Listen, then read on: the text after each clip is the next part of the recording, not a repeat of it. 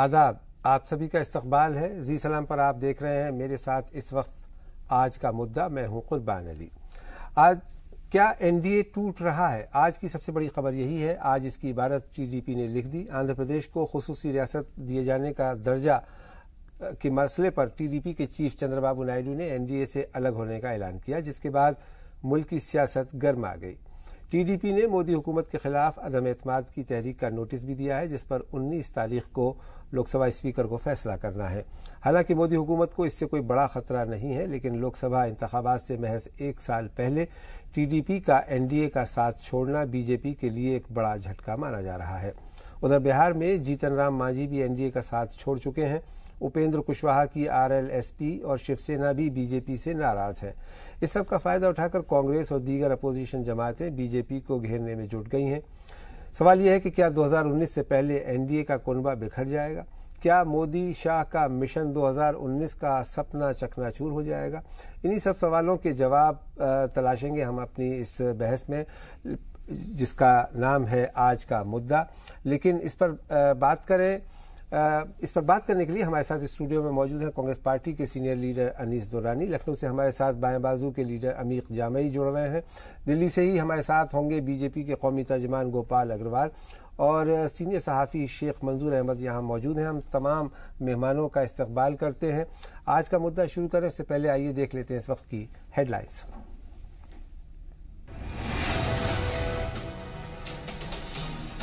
NDA से अलग हुई चंद्रबाबू नायडू की पार्टी टीडीपी को मिला अपोजिशन का साथ। पीर को सरकार के खिलाफ लाएगी अज़्म एतमाद तहरीक। मोदी सरकार बोली कोई खतरा नहीं।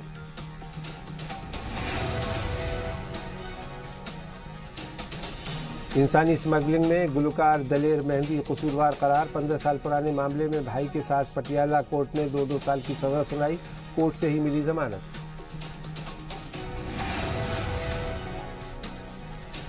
मजीठिया से माफी मांगने पर केजरीवाल के खिलाफ आम आदमी पार्टी के अंदर हंगामा। भगवंत मान ने रियासत इकाई के सदारती ओहदे से दिया इस्तीफा। कहा पंजाब में ड्रग्स के खिलाफ लड़ाई जारी रहेगी। बॉलीवुड अदाकार इरफान खान को संगीन बीमारी इंडोक्राइन कैंसर से मुतासिर इरफान ने ट्वीट करके बताया इलाज के लिए बैरून मुल्क जा रहे हैं।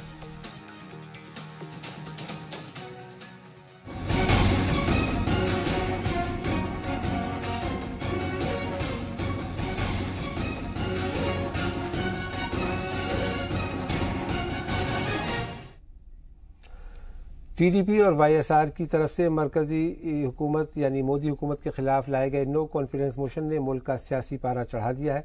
इस बीच लोकसभा की कार्रवाई सोमवार तक के लिए मुलतवी कर दी गई है।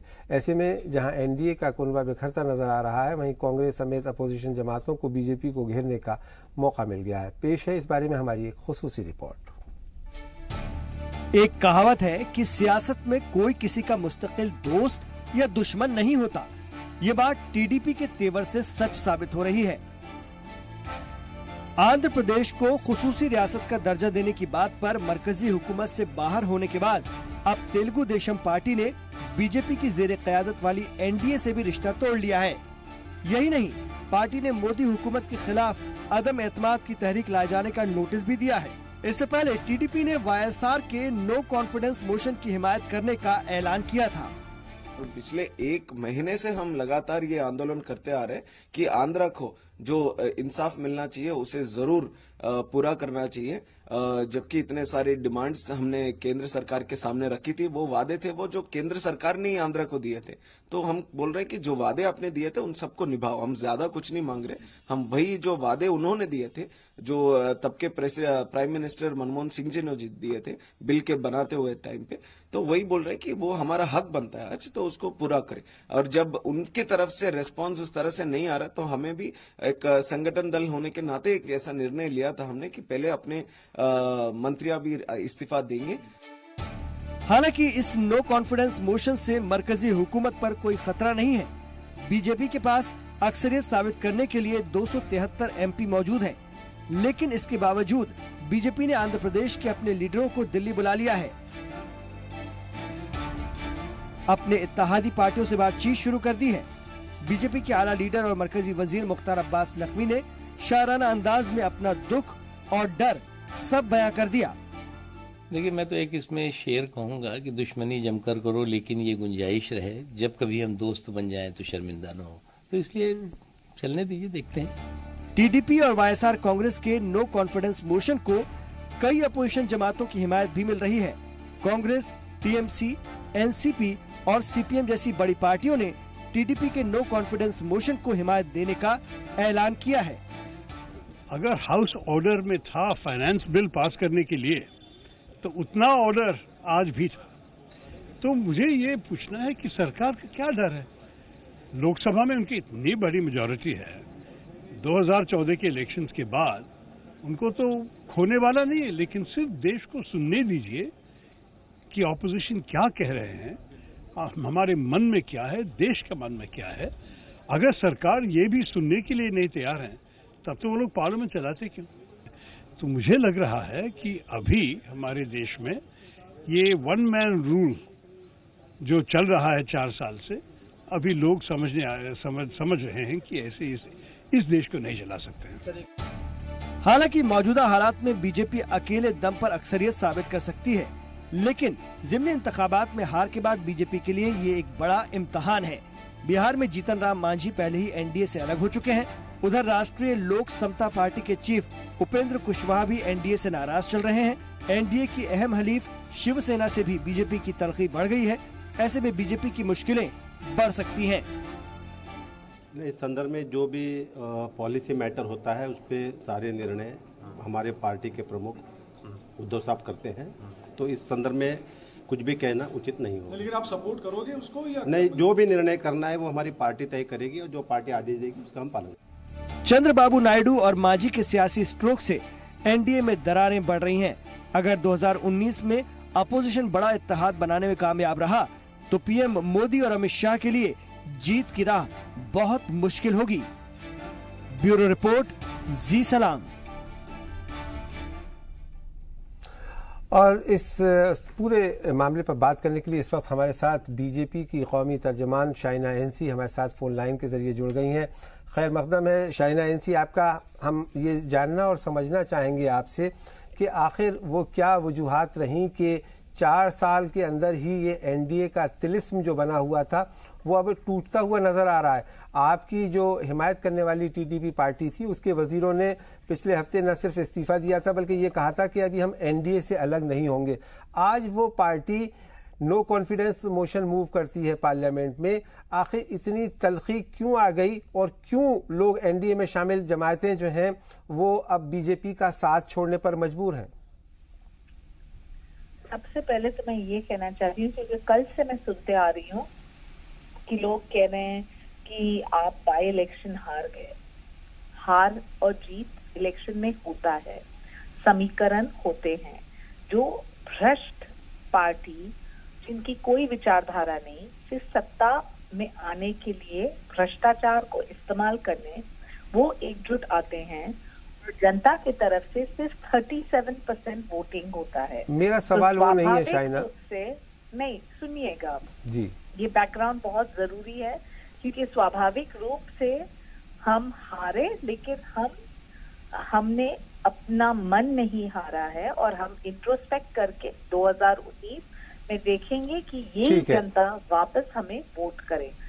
रही बात अलायंस को लेके, हर एक एनडीए के सदस्य का स्वागत है। उनके जो कॉन्फिडेंस रहा है मोदी जी में, हम उसका सम्मान करते हैं।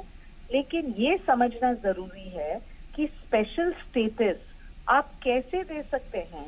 अरुण जेटली जी ने स्वयं कहा कि जब झारखंड और छत्तीसगढ़ जैसे प्रदेश बने तो क्या आपने स्पेशल स्टेटस दिया? संविधान में प्रावधान की आवश्यकता है।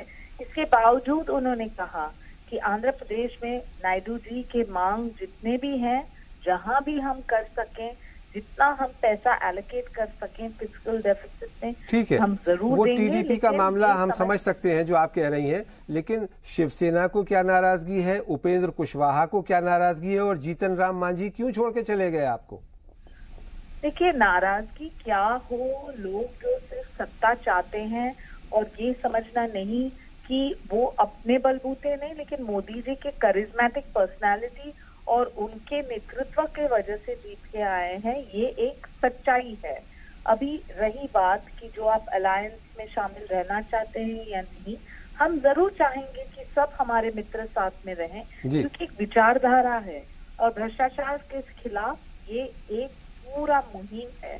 हाँ, नहीं, लेकिन वो एक रह नहीं पा रहे ना, आपकी तमाम कोशिशों के बावजूद वो आपके साथ नहीं रहना चाहते, उन्हें आपसे शिकायतें हैं। सवाल पूछना चाहती हूँ, मैं आपको एक सवाल पूछना चाहती हूँ, क्या ये पूरा मुद्दा है स्पेशल स्टेटस का, या ये पूरा मुद्दा है कि आपने आपका काम किया या नहीं किया और फिर सरकार के ऊपर थोप रहे हैं कि देखिए आपने, केंद्र ने हमें समर्थन नहीं किया।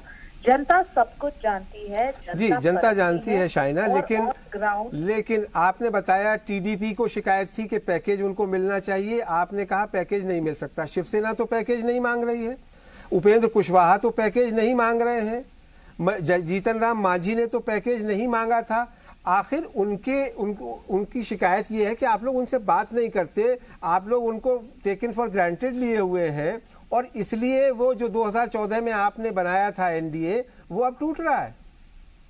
ये आपका विश्लेषण बिल्कुल गलत है जी। 22 प्रदेश जहां भारतीय जनता पार्टी का शासनकाल है, शासन की बात नहीं कर रहा हूं, क्या एनडीए में जो शामिल पार्टियां हैं वो अलग हो रही हैं कि नहीं हो रही हैं, ये सच्चाई है या ये गलत है?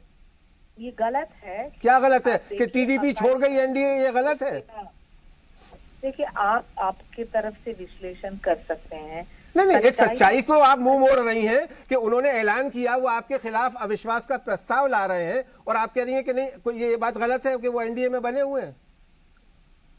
आपने सिर्फ टीडीपी का जिक्र किया, शिवसेना और अकाली दल हमारे साथ है जी। रही बात जो नेतृत्व को निर्णय लेना है इस पूरे नो कॉन्फिडेंस मोशन को लेके, वो आपके सामने स्पष्ट होगा।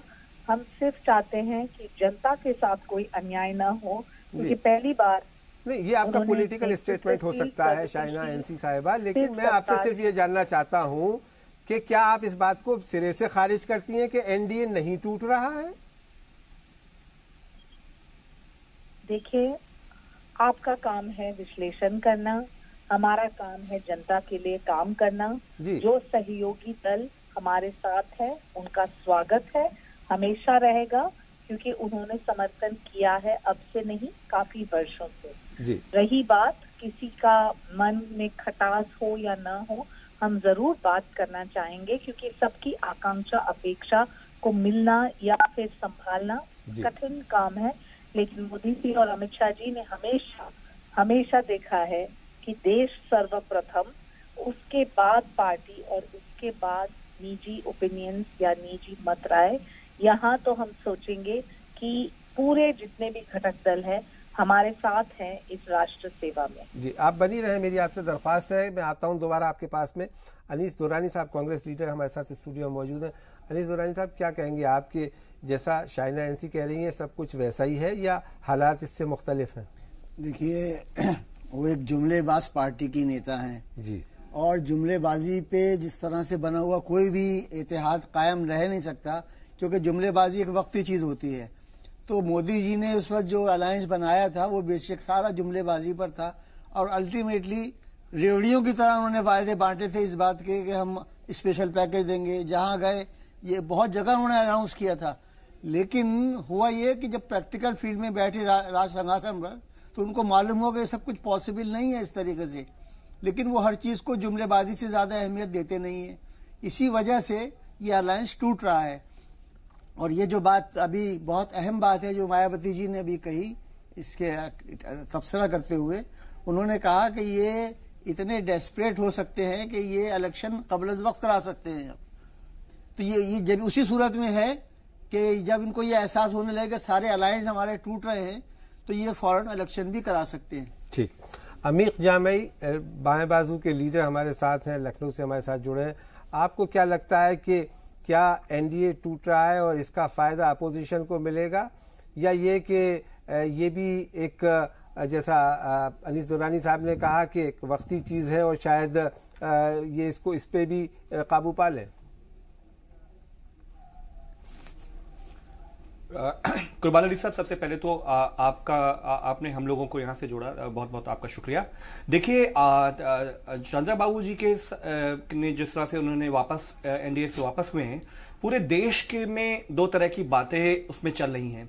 जहां तक एक जनरल जो एक पूरा डिस्टर्बेंस पूरे देश में जो आवाम के बीच में ये है कि ये भाजपा ने पूरे देश में जो है किसानों के साथ, गरीबों के साथ, मजदूरों के साथ अन्याय किया है, विश्वासघात किया है। शाइना जी ने बहुत आसानी से बोल दिया कि स्पेशल स्टेटस कैसे मिल सकता है। नरेंद्र मोदी साहब, हमारे जो वजीर आजम, अगर आपको याद हो, 2014 से पहले वो चंद्रबाबू नायडू ने सांप्रदायिकता का जहर पीकर सिर्फ आंध्रा के लोगों के लिए, विकास के लिए उन्होंने जो है एनडीए का साथ हासिल किया था, और कोई दूसरी वजह नहीं थी कि आंध्रा के जो गरीब हैं, किसान हैं, उनको जो है दोबारा से जो है वहां पे तरक्की होगी, किसान खुशहाल होंगे।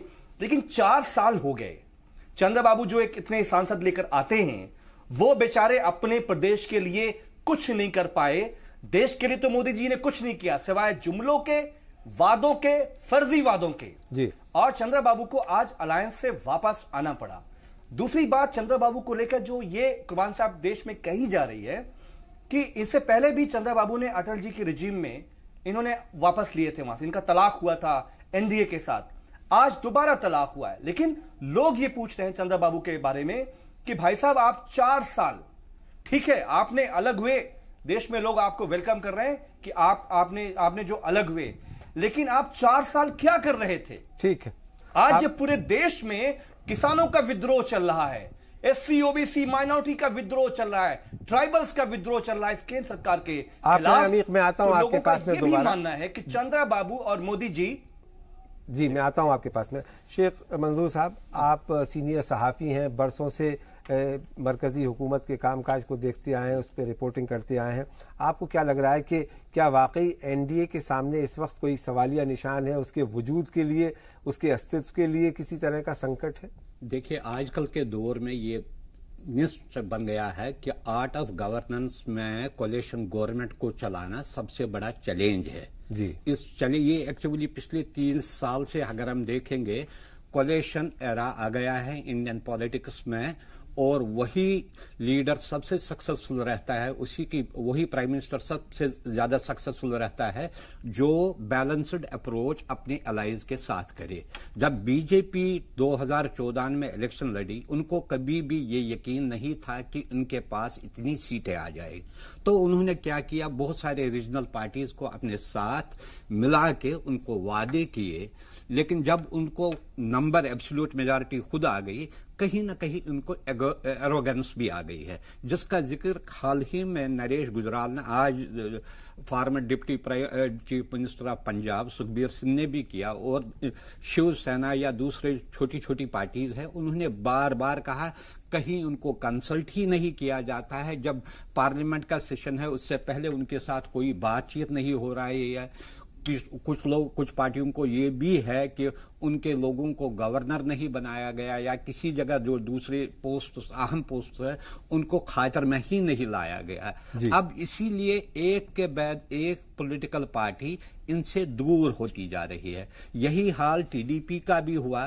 पहले उनको वादा किया गया, हालांकि जब इसके 2 हिस्से हो गया, आंध्र प्रदेश के, तेलंगाना अलहदा, तो उस वक्त सारे पॉलिटिकल पार्टीज ने एक रेजोल्यूशन पास किया था कि एक स्पेशल पैकेज दी जाएगी आंध्र प्रदेश को, क्योंकि उनको नया कैपिटल बनाना है, डेवलपमेंट के लिए उनको दिया जाएगा। अगर उसी को आगे लिया जाता तो आज ये नौबत नहीं आती।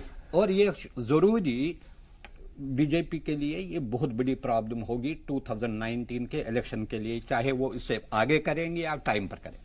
जी, इस वक्त हमारे साथ हैदराबाद से टीडीपी के लीडर अली मशकती साहब जुड़ गए। अली मशकती साहब, मैं आपसे जानना चाहूँगा कि क्या वजूहात थी कि 4 साल लगे आपको ये फैसला लेने में कि इन लोगों को, यानी बीजेपी और उसकी हुकूमत पे आपको यकीन नहीं है, एतमाद नहीं है, और आप अभी पिछले हफ्ते तक तो वजारत से जब अलग हुए थे तो ये बात कह रहे थे कि हम एनडीए में बने रहेंगे। आज वो ऐसी क्या बात आ गई कि आप उनके खिलाफ नो कॉन्फिडेंस मोशन लेकर के आ गए पार्लियामेंट के अंदर? देखिए साहब, चंद्रबाबू नायडू साहब ने 4 साल में हर वक्त प्राइम मिनिस्टर से मिलने की कोशिश की, हर वक्त वो मिलने के हाथ से टालते गए। और जब एनडीए में जब मिले थे वो टाइम पर मोदी साहब ने कहा था कि भाई मैं स्पेशल स्टेटस दूंगा और गवर्नर दूंगा और तकरीबन जो भी पोस्ट है मैं आपको हर तरह की सहूलत दूंगा, जो आंध्र और तेलंगाना में जो काम 2 तेलुगु स्टेट से नाइंसाफी नहीं होने दूंगा बोलकर बड़े बड़े वादे किए थे। और आज 4 साल से इंतजार के बाद भी चंद्रबाबू नायडू साहब ने कई मर्तबा मोदी से मिलने की कोशिश की, मिले जब तो भी टाल टोटली करे। और आज स्पेशल स्टेटस देते बोले वो कि नहीं हो सकता बोले, ठीक है पैकेज देते बोले, ना पैकेज ना तेलंगाना को दिए ना आंध्रा को दिए, दोनों स्टेट तेलुगु स्टेट के साथ नाइंसाफी करे। ये मोदी साहब जब से आए हैं आज एनडीए से जो रिश्ता तोड़े, हमारे को बहुत खुशी की बात है, क्योंकि अच्छे दिन बोल के हिंदुस्तान में अच्छे दिन कहाँ बुरे दिन आना शुरू हो गए। आज 4 साल से हिंदुस्तान कहाँ पर जाना था और कहाँ चले गया। जी, तो अली मशरफी साहब, आप ये कबूल करते हैं कि आपका एनडीए में शामिल होना एक गलती थी और आज आपने उस गलती को सुधारने का काम किया है? गलती क्या थी भाई, देखो हुकूमत आने वाली थी और सब मिलके जब बनाएंगे, मिलके काम करेंगे बोल के सब मिलके एक साथ जब जमा हुए एनडीए में, तो इनका काम था भाई सबकी मदद करना। लेकिन प्राइम मिनिस्टर साहब को फुर्सत ही नहीं है, मैं टीडीपी के जो हमारे लीडर हैं, मैं उनसे एक सवाल पूछना चाहता हूं कि मोदी साहब ने कहा था कि 100 दिन के अंदर स्पेशल स्टेटस देंगे। ये मेरा टीडीपी के जो लीडर हैं उनसे सवाल है, 100 दिन में जब आपको स्पेशल स्टेटस नहीं मिला तो आप 4 साल उनके साथ आराम फरमाते रहे भाजपा के साथ केंद्र में, और जब आंध्रा में तेलंगाना में कम्युनिस्ट पार्टी के लोगों ने आंदोलन चलाया, विद्रोह किया, तो आज आप मोदी साहब को बचाने के लिए छोटे मोदी चंद्रबाबू नायडू अवाम के गुस्से को खत्म करना चाहते हैं छोड़ के। 4 साल आप क्या कर रहे थे? मोदी साहब ने कहा था कि 100 दिन के अंदर आपको देंगे। अमीर जवाब भी सुन लीजिए। जी आप सुनिए, मोदी साहब का जो वादा किए थे वो इंतजार मैं देखता हूँ, मैं करता हूँ, मैं देखता हूँ बोल के जो एक आस दे रहे थे, उन्होंने भी अरुण जेटली साहब ने भी एक आस दे रहे थे। वो आज के वास्ते जब बाबू साहब ने खामोश बैठा कि भाई आज नहीं तो कल आएगा, आज तो कल आएगा। इंसान को एक आस रहती ना भाई आज नहीं तो कल आएगा, क्योंकि इंतजार एक ऐसी चीज है कि भाई आज नहीं तो कल हो जाएगा, क्योंकि इख्तिदार पे थे, शायद आज नहीं तो कल एक स्टेटस आएगा या पैकेज आएगा, दोनों तेलुगु आवाम खुश हो, मगर कुछ भी नहीं, क्या भी नहीं। चलिए, आपसे ये गुफ्तगू जारी रहेगी, लेकिन यहाँ मुझे रुकना होगा एक छोटे से ब्रेक के लिए। अली मशरफी साहब कहीं मत जाइए, हम जल्द हाजिर होते हैं और ब्रेक के बाद हम ये अपनी मुबाहिसे को आगे बढ़ाएंगे कि क्या एनडीए टूट रहा है।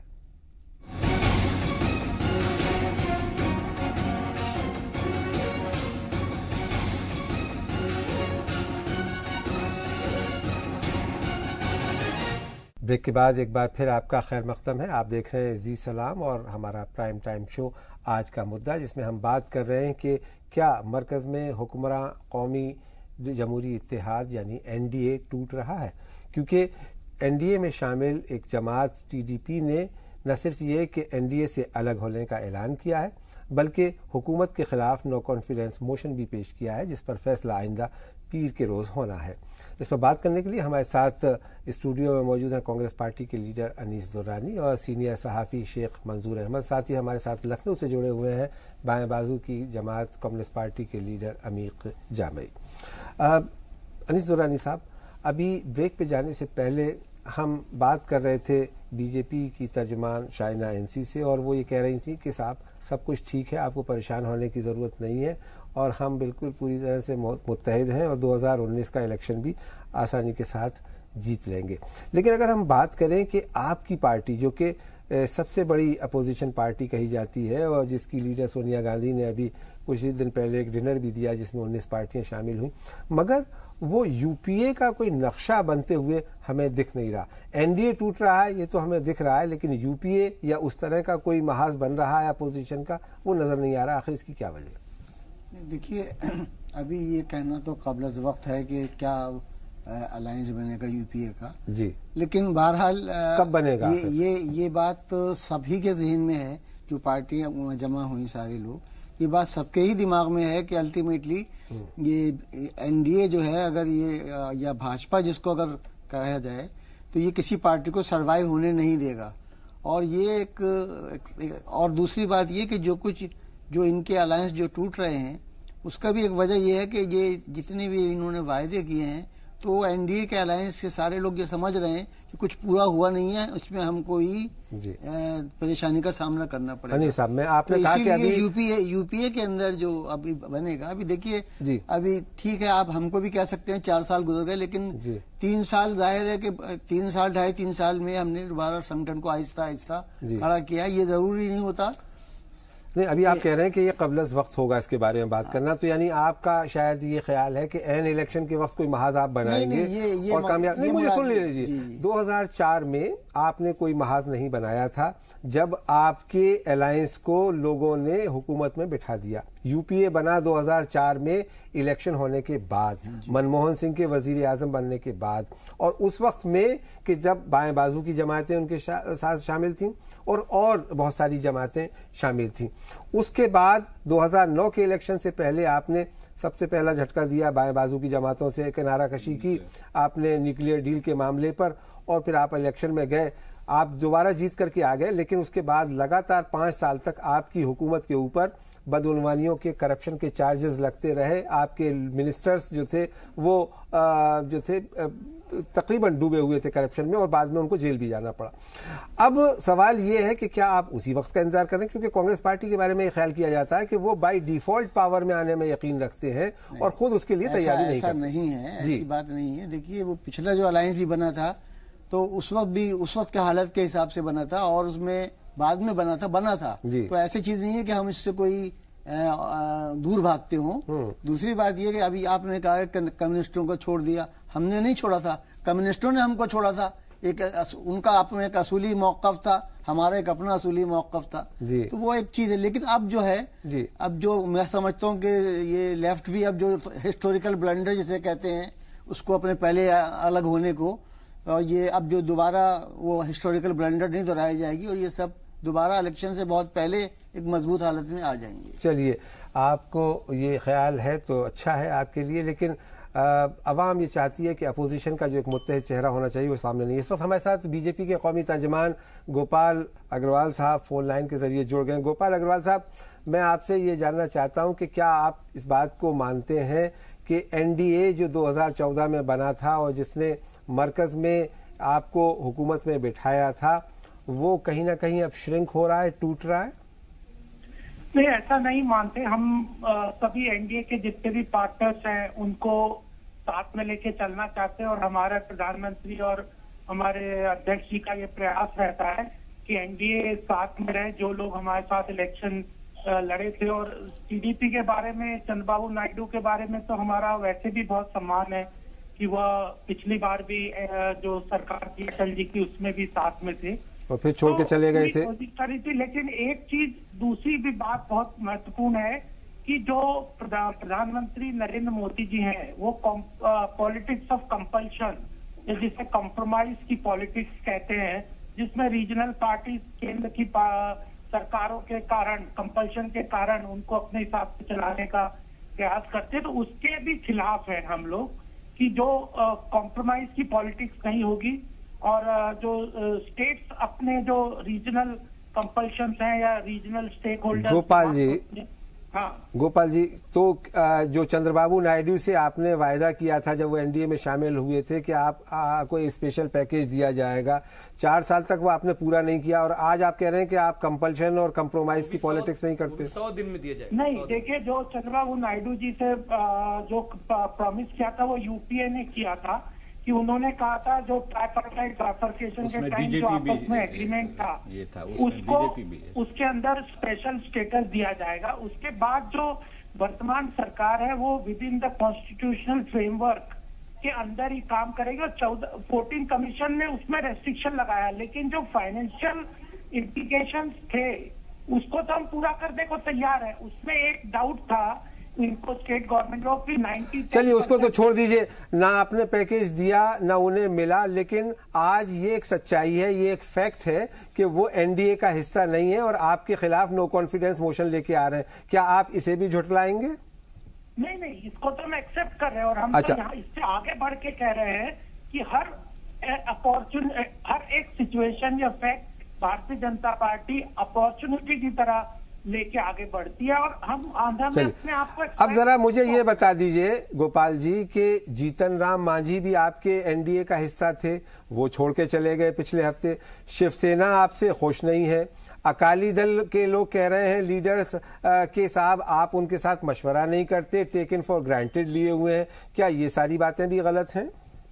नहीं, देखिए यह तो जरूर इन चीजों में उन लोगों की भावनाओं का आदर करते हुए हम कहते हैं कि फिर भी क्योंकि शिवसेना या इस तरह के जो पार्टी पॉलिटिक्स है स्टेट की, वह किसी न किसी तरह सेंटर को कहीं ना कहीं अपने हिसाब से चलाना चाहते थे और जो कोलिशन पॉलिटिक्स में ये उनकी स्ट्रेंथ इतनी बढ़ गई थी कि उनकी आदत पड़ गई थी कि उसके हिसाब से सेंटर को डिसीजन लेने के लिए वो मजबूर कर सकते थे। अब वो स्थिति नहीं है। अच्छा, तो स्थिति यह है कि भारतीय जनता पार्टी अपने आप में सक्षम है इंडिपेंडेंटली नो कॉन्फिडेंस मोशन को भी हैंडल करने के लिए और अपने डिसीजंस को इंप्लीमेंट करने के लिए। यानी आपको अपने एलाइज की जरूरत नहीं है, अब आप अपने बलबूते पे इलेक्शन लड़ेंगे। 2019 में एनडीए नहीं होगा, सिर्फ बीजेपी होगी, ये कह रहे हैं आप? नहीं, जरूरत नहीं है, नहीं, लेकिन उनके कंपल्शन को या कॉम्प्रोमाइज हम उनके साथ नहीं करेंगे। और भारतीय जनता पार्टी कहीं ना कहीं इस बात को एज ए पॉलिटिकल पार्टी, ये हमारा लक्ष्य है कि हम अपने आप को एक्सपेंड करें। ये तो कोई है ही नहीं कि आप साथ या तो पार्टी से विलय तो कोई हुए नहीं है। अगर महाराष्ट्र में हम लोगों ने एक्सपेरिमेंट किया और उनके ही कंपल्शन को ना मान के किया, तो आज हम स्ट्रांगली वहां पे महाराष्ट्र में हमारी सरकार है। जी, तो आप भी उसको कभी भी छोड़ सकते हैं अपने एलाइज को, ये आप कह रहे हैं कि अगर आपको लगेगा कि वो ट्रस्टेड एलाइज नहीं रहे तो आप उसको छोड़ने में गुरेज नहीं करेंगे? नहीं, केवल ट्रस्टेड एलाइज के लिए नहीं, अगर वो कंपल्शंस डालना चाहते हैं स्टेट की अपनी स्टेक होल्डर्स डिमांड तक तो ठीक है, लेकिन अपने हिसाब से केंद्र सरकार को कहीं भी चलाना चाहेंगे तो एक तो उसको एक्सेप्ट नहीं करने की एक। ठीक है, आप रहे गोपाल जी, मैं आता हूं दोबारा आपके पास में। शेख मंजूर अहमद साहब सीनियर सहाफी यहाँ स्टूडियो में मौजूद हैं। शेख साहब, आप क्या कहना चाहेंगे? देखिए, पहले मैं इनसे एक क्वेश्चन करना चाहता हूं। जी, जब 2014 में इलेक्शन हुआ तो उस वक्त उन्होंने कोलेशन का धर्मा अपनाया। जी, आज 5 साल के बाद ये कहते हैं हमें उनकी जरूरत ही नहीं है। जी, ये देखिए कितना अंतर इनकी पॉलिसीज में आया है, या पावर का जो उसका नशा है इन लोगों में इतना आया है। ये कहते हैं अगर हमारे अलाइज है उनकी आप जरूरत ही नहीं है, अगर वो छोड़ना भी चाहते हैं हम उनको छोड़ने के लिए तैयार है। ये तो एक मसला है इनका है। दूसरा रहा कांग्रेस के बारे में मेरा ये है, ये लेट लतीफे हैं। आजकल कांग्रेस इतना एग्रेसिव नहीं है जितनी रीजनल पार्टीज थर्ड फ्रंट या आप कहेंगे ग्रैंड अलायंस के लिए वो ज्यादा से ज्यादा एक्टिव पार्ट कर रहे हैं, ताकि वो बीजेपी के खिलाफ एक ऐसा महाज बनाए जो उनको 2019 के इलेक्शन में अच्छी फाइट दे सके। एक और पॉइंट जो मुझे पर्सनल लगता है, इसमें 3 ऐसे एलाइज है जो अभी भी मुझे लगता है बीजेपी को नहीं छोड़ेंगे। एक शिवसेना है, क्योंकि महाराष्ट्र की अगर पॉलिटिक्स देखा जाए एनसीपी और कांग्रेस की अलायंस हो सकती है। अगर शिवसेना अलहदा लड़ेगी तो मुझे नहीं लगता है वो उसके लिए अच्छा रहेगा, न कि बीजेपी के लिए। तो दोनों को वहां पर कंप्रोमाइज। दूसरी पार्टी रही अकाली दल। अकाली दल भी वर्चुअली डिफंक्ट हो गई है, बगैर बीजेपी वो कहीं नहीं जा सकती है। तीसरा है रामविलास पासवान जी, क्योंकि ये कुछ ऐसी छोटी बड़ी पार्टियां हैं जिनको जाना चाहे उनके साथ कुछ भी सलूक किया जाए। ठीक है, अमीर जान भाई, आप इससे इत्तेफाक रखते हैं जो शेख मंजूर अहमद कह रहे हैं, या इसमें कुछ और जोड़ना चाहेंगे? देखिए, मैं ये जोड़ना चाहता हूं, भाजपा के जो अग्रवाल साहब ने आज आपके टेलीविजन में बहुत साफ साफ उन्होंने कह दिया है कि जो अलायंस है वो बेसिकली इस्तेमाल करने के लिए, एनडीए को खड़ा करने के लिए, मोदी जी को पावर में आने के लिए, वो जो छोटे छोटे दल थे जिनको सपने दिखाए थे कि उन राज्यों के हालात सुधरेंगे, वहां की गरीबी सुधरेगी, वहां पे दलित हैं, पिछड़े हैं, किसान हैं, मजदूर हैं, उनका उद्धार होगा। देखिए ये कह रहे हैं कि हम अब सक्षम हैं, हमें अब किसी के कोई हमको दबाव नहीं। अरे भैया दबाव तो वो यही डाल रहे हैं चंद्रबाबू नायडू साहब कि ठीक है आपने कहा आप स्पेशल स्टेटस नहीं दे सकते, तो भाई साहब पैकेज दे देते। 4 साल लग गया, आपने आंध्रा को पैकेज नहीं दिया। पूरा आंध्रा, कुर्बान साहब, मैंने आज भी लोगों से बात हुई वहां पर, पूरा आंध्रा उबल रहा है। और इस गुस्से में को चंद्रबाबू ने भांपते हुए आसानी से नहीं किया 4 साल में, यह देखते हुए कि कहीं एनडीए चंद्रबाबू का जो वोट है, शेयर है वहां पर, वो कहीं विपक्ष को न चला जाए, इसलिए इन्होंने आज ये सब किया है। और अग्रवाल साहब का आपका शुक्रिया कि आपने छोटे छोटे जो दल थे, आपने उनको उनकी हैसियत, उनकी औकात आपने बता दी आज। जी अग्रवाल साहब कुछ कहना चाहेंगे आप अमीर जामई की इस बात? मैं ये कहना चाहता हूँ कि हमारी पूरी संवेदनशीलता, संवेदना आंध्र प्रदेश के साथ है, लेकिन जो टीडीपी आज जो बात कर रही है, यह उस वक्त करना चाहिए था जब ट्राइपार्टाइट एग्रीमेंट हुआ था, जिसमें उन्होंने एग्री किया इस चीज के लिए जो स्पेशल स्टेटस की बात है। और हो सकता है कि वो अनसेटिस्फैक्शन हो, लेकिन जब यूपीए के टाइम में उन्होंने ट्राइपार्टाइट एग्रीमेंट किया, हम उसके साथ बाध्यता के साथ उसको मानने को। अरे आप अग्रवाल जी अपनी बात बताइए। उसके बाद हमारे वजीर आजम नरेंद्र मोदी साहब ने कहा था 100 दिन में स्पेशल स्टेटस मिलेगा, उस पर बोलिए ना, बोलिए हमने धोखा दिया आंध्रा के लोगों को। साहब बोलिए। हम क्या कह रहे हैं, स्पेशल स्टेटस का जो फाइनेंशियल इम्प्लीकेशन है उसको तो हम एक्सेप्ट कर रहे हैं। उसके अलावा 14 कमीशन ने एक चीज और कही थी कि हमें, अरे तो फाइनेंशियल 4 साल हो गए अग्रवाल जी, कुछ तो दे देते भाई, कुछ तो दे देते अग्रवाल साहब। मिला, सिर्फ जुमलेबाजियों पे तड़खा रहे हैं आप, कुछ तो दे के खुश कर देते।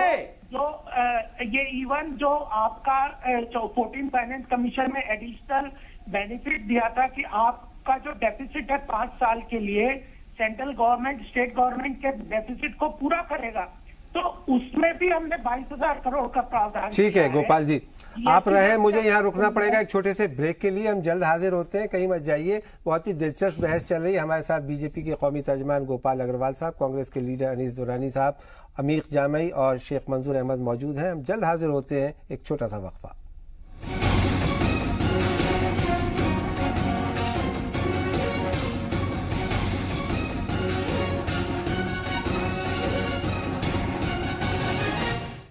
ब्रेक के बाद एक बार फिर आप सबका खैर मकदम है। आप देख रहे हैं जी सलाम, और आज हम आज का मुद्दा प्रोग्राम में बात कर रहे हैं कि मरकज़ में जो हुक्मरां इत्तेहाद है एनडीए, क्या वो टूट रहा है? क्योंकि उसकी एक जमात टीडीपी ने न सिर्फ ये कि एनडीए से अलग होने का ऐलान किया है, बल्कि मोदी हुकूमत के ख़िलाफ़ अदम एतमाद की तजवीज़ भी लोकसभा में पेश कर दी है।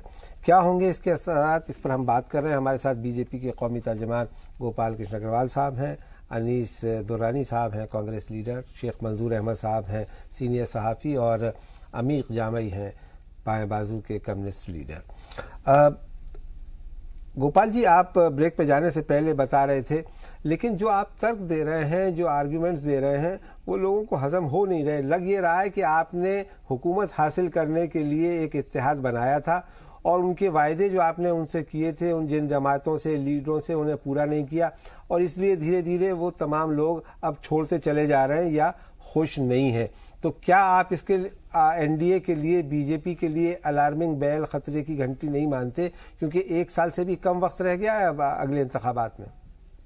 नहीं, देखिए, अगर जहां तक इंडिविजुअली किसी से वादे किए थे पार्टी से, वो अलग इशू है। अभी जो जिस इशू पे टीडीपी और हमारा जो डिफरेंस हुआ या उन्होंने हमारा साथ छोड़ा है, वह है कि जो आंध्र प्रदेश के साथ जो एनडीए के टाइम में बाइफर्केशन का एग्रीमेंट हुआ था, उस पे सरकार खरी उतर रही है या नहीं, और उस पे हम मान के चल रहे हैं। डिफरेंस ऑफ ओपिनियन ये है कि हम उसको नाम फाइनेंशियल स्टेटस की बजाय उसको फाइनेंशियल पैकेज कह रहे हैं, लेकिन इम्प्लीकेशन दोनों की समान है। अब ये बात आती है कि जब फाइनेंशियल इम्प्लीकेशन सेम है, या तो टीडीपी बताए कि फाइनेंशियल इम्प्लीकेशन जो हम आपको फिगर्स के साथ भी बता सकते हैं क्या क्या आंध्र प्रदेश के लिए केंद्र सरकार ने इन एडिशन टू 90-10 के जो सेंटर स्कीम में फाइनेंसिंग के अलावा भी बहुत सारे प्रोजेक्ट आंध्र प्रदेश के लिए दिए हैं। अब ये बात कि टीडीपी क्यों छोड़ रही है, तो हम इसको बिल्कुल स्पष्ट रूप से हमारा मानना है कि यह उनकी स्टेट पॉलिटिक्स की कंपल्शन है। उनकी डिलीवरी मैकेनिज्म में कहीं ना कहीं उनको वहां पे अनरेस्ट जो हो रहा है, उस अनरेस्ट को वो डिफ्लेक्ट करना चाहते हैं केंद्र की सरकार पे। और यह केवल आंध्र प्रदेश में, बहुत सारी प्रदेश सरकारें इस बात को कोशिश कर रही है आज के समय में कि अपनी कंपल्शन को या अपनी इनएफिशिएंसी को जो वो डिलीवर नहीं कर पाए रहें। गोपाल जी हो सकते हैं, आप हमारे साथ रहें, मैं आता हूं दोबारा। अनीस दुरानी साहब, आप इत्तेफाक रखते हैं जो गोपाल अग्रवाल साहब कह रहे हैं? और दूसरा ये कि अब जबकि ये नो कॉन्फिडेंस मोशन पेश हो चुका है, स्पीकर साहिबान ने आज हाउस एडजर्न कर दिया, उन्होंने कहा कि सोमवार को शायद इस पर फैसला होगा, तो उस वक्त जब पीर के रोज़ नो कॉन्फिडेंस मोशन लाया जाएगा, उसे अगर कबूल कर लिया जाता है, तो सवाल ये कि नंबर्स तो हैं नहीं। आपकी जमात ने भी, कुछ और हिज़्ब इख्तिलाफ की जमातों ने हिमायत का ऐलान किया है, तो हो सकता है कि वो उसके लिए जो ज़रूरी नंबर है टेक्निकल तौर पे 50 लोगों की हिमायत वो हो जाए, लेकिन आप मोदी हुकूमत को गिरा तो नहीं पाएंगे? जी हाँ, नहीं, ये तो आज़ाद शुमार तो बहुत साफ है इस बारे में, लेकिन ये एक बहरहाल डेमोक्रेसी है और इसके अंदर अपोजिशन को अपनी बात का कहने का हक है, और वो अगर उससे किनारा करती है तो मैं समझता हूँ अपना हक अदा नहीं कर रही। तो ये एक तरह से उनके मुंह पर तमाचा मारना होगा पॉलिटिकली कि इतने बहुमत के बावजूद भी और इतने एनडीए बड़ा आपने बनाने के बावजूद भी लोग आपके साथ नहीं है, पार्टियां आपसे अलग हो रही हैं। और सबसे बड़ी बात कुर्बान साहब ये है, आप देखिए खुद इनकी इसके बीजेपी के अंदर इस वक्त जबरदस्त खलफिशार है। अब इस हार के ऊपर जब कमेंट किया तो जो गोंडा के एमपी हैं बृजभूषण सिंह, उन्होंने कहा कि वर्करों से मशवरा नहीं किया जाता, लीडरों से बात नहीं करी जाती, लोकल लीडरों से, तो ये तो सब कुछ होना ही था। तो इसी तरह से इलाहाबाद का जो एमपी है बीजेपी का, उसने भी यही बात कही है कि ये वर्कर की खता नहीं है, तो लीडरों की गलती है, किसी से कंसल्ट ही नहीं करते।